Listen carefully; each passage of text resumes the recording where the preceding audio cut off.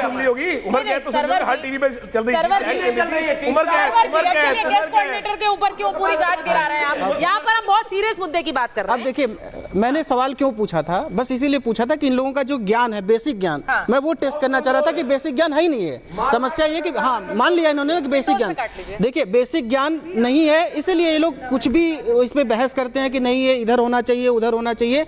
देखिए जो एक्ट का नाम है prohibition of unlawful conversion of religion है, ठीक है। रिलीजन मतलब कोई भी रिलीजन हो सकता है, चाहे वो हिंदू हो सकता है, मैं हिंदू हूँ, हो सकता है हिंदू भी कोई ऐसा गलत काम कर रहा है, मुस्लिम भी कर, लेकिन लोग है ही नहीं आपके नजरों में। आप बताइए, आप बताइए, ये गलत है, ये गलत है। आप कह दीजिए, आप बड़ी कह बात दीजिए। कह रहे हैं, वो कह रहे हैं कि फोर्सफुल कन्वर्जन।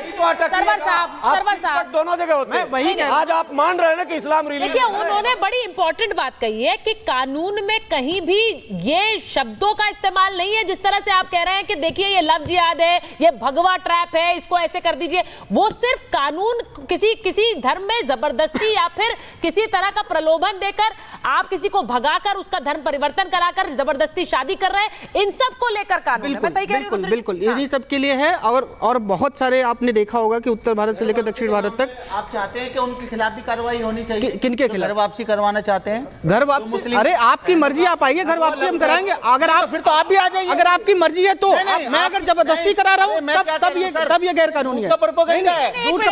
शादी अगर कोई करना है और ये स्मार्ट, चलिए मैं आपको बहुत सिंपल भाषा में बताता हूं, बहुत सिंपल भाषा में बताता हूं। अगर आप लोगों को बड़ा, अरे मेरी बात तो सुनो, आप लोगों का ये बड़ा इनडिसिप्लिन टाइप लगता है। हाजी जी एक बार सुन लीजिए बात क्या कह रहे हैं। बहुत आसान भाषा में समझाता हूँ। ठीक है, हो गया, जरा उनकी बात सुन लीजिए। मैं देखिए लीगल लैंग्वेज आपको समझ में नहीं, मैं बहुत आसान भाषा में बताता हूँ। आज यहाँ आप आए, आपको बुलाया गया, आपकी मर्जी थी, आप आए।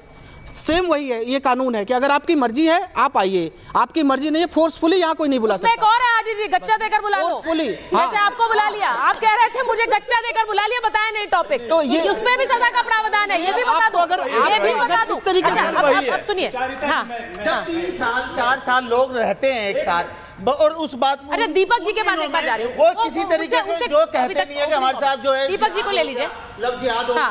मगर जब वो उनकी कोई बात बिगड़ जाती है, उसके बाद जो हिंदूवादी संगठन है कथाकथित, वो लोग आते हैं और उस पूरे मैटर को लव जिहाद बना देते हैं। अच्छा दीपक जी, सरिता जी आप ये भी समझना होगा। ठीक है, मैं दीपक जी के पास चली जाऊं? ये टारगेट, मैं ये तो समझ रही हूँ कि आप दूसरे को बोलने नहीं देना चाह रहे। भाई एक एक करके बात कर लीजिए। दीपक जी के पास चली जाऊं जरा। दीपक जी जरा एक बात बता दीजिए, ये जब कानून में, अभी रुद्र जी ने बड़े अच्छे ढंग से एक्सप्लेन भी किया है कि इस कानून में किसी तरह से कोई ये नहीं, धर्म का नाम नहीं है।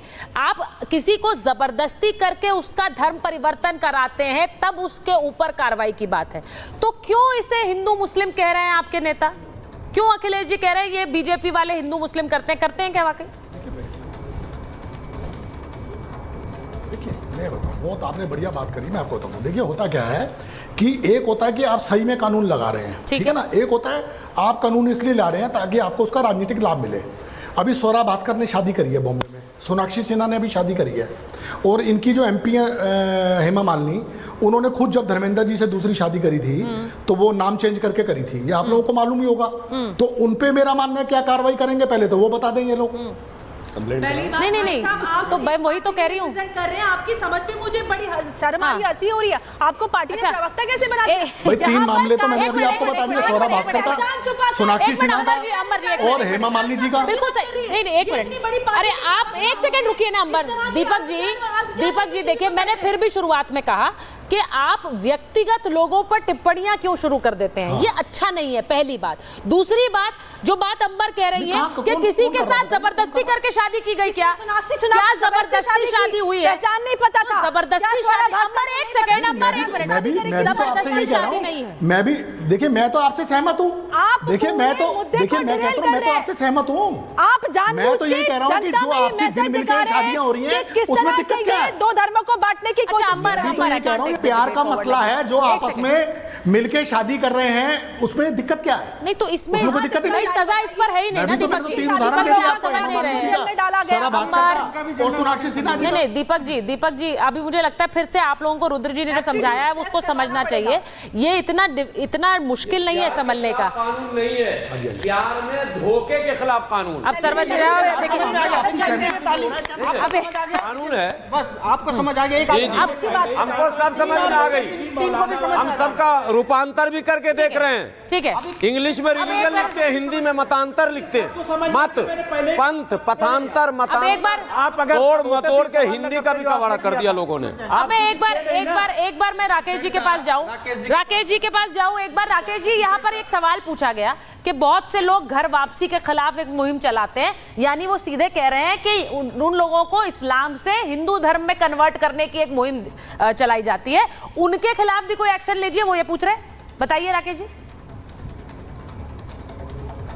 देखिए सुचरिता, भारत का संविधान इस बात के लिए प्रावधानित करता है आर्टिकल 25 कि कोई भी व्यक्ति अपने रिलीजियस प्रैक्टिसेस, अपने निजी बिलीफ के आधार पर कर सकता है, किसी भी धर्म को मान सकता है, और जब किसी व्यक्ति को लगे कि उसके धर्म से ज्यादा बेहतर कोई दूसरा धर्म है तो वो उस धर्म को स्वीकार भी कर सकता है। ये स्वतंत्रता भारत के संविधान देता है, फंडामेंटल राइट के तहत देता है, और इस फंडामेंटल राइट का संरक्षण आर्टिकल 32 के तहत भारत के हाई कोर्ट और सुप्रीम कोर्ट भी करते हैं। इसमें कोई संकट नहीं है। धर्मांतरण करना हो, मतांतरण करना हो, बिल्कुल करिए, घर वापसी करनी हो बिल्कुल करिए, इसके लिए बिल्कुल छूट है। लेकिन भय से करेंगे, लोभ लालच से करेंगे, आप संगठित तौर पर इसको प्रोत्साहित करके अगर करने का प्रयास करेंगे तो निश्चित तौर पर कानून का डंडा वहां काम करेगा। कोई ये आपसे परस्पर सहमति के आधार पर विवाह कर रहा है, कोई संकट नहीं है। जैसे कई उदाहरण जो समाजवादी पार्टी के नेता गिना रहे थे, इन सारे उदाहरणों में आपसी सहमति से कोई इंटर रिलीजन मैरिज पर कोई रोक नहीं लगी है। आप स्पेशल मैरिज एक्ट के तहत ये प्रोविजन है, आप विभिन्न समुदायों के लोग, विभिन्न धर्मों के लोग आपस में विवाह कर सकते हैं। लेकिन गुड्डू पप्पू नाम बता करके अगर आप धर्म परिवर्तन के उद्देश्य से विवाह करते हैं और बाद में धर्म परिवर्तन के लिए मजबूर करते हैं, और इस तरह के सैकड़ों मामले हैं, सैकड़ों मामले जिनमें सजा दी जा चुकी है, जिसमें ट्रायल हो रहा है। आंख मूंदने से अंधेरा नहीं होता है। इस सच को स्वीकार करिए कि बड़े पैमाने पर ऐसी घटनाएं हो रही हैं, जिन घटनाओं के आधार पर यह कानून बनाने की आवश्यकता पड़ी है, और इसलिए कानून बनाया गया है। के आधार पर जब मियां बीवी राजी तो क्या करेगा काजी?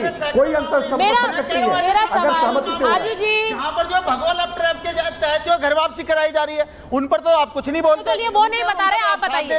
साथ देते नजर आते हैं ऐसे कानून और ऐसे अध्यादेशों के खिलाफ। देखिए पहले भी ये इस तरीके का लेकर आते थे, हाजी साहब आप बताइए। हम इसको चैलेंज करेंगे। नहीं हाजी साहब चैलेज करेंगे। हाजी साहब नो आप ऐसे बोल रहे हैं। आप जरा 4 उदाहरण आप गिनाइए। आप बोल रहे हैं ना, बताइए। अरे मैं बता रहा हूँ, आप बधाइयों में बताइए।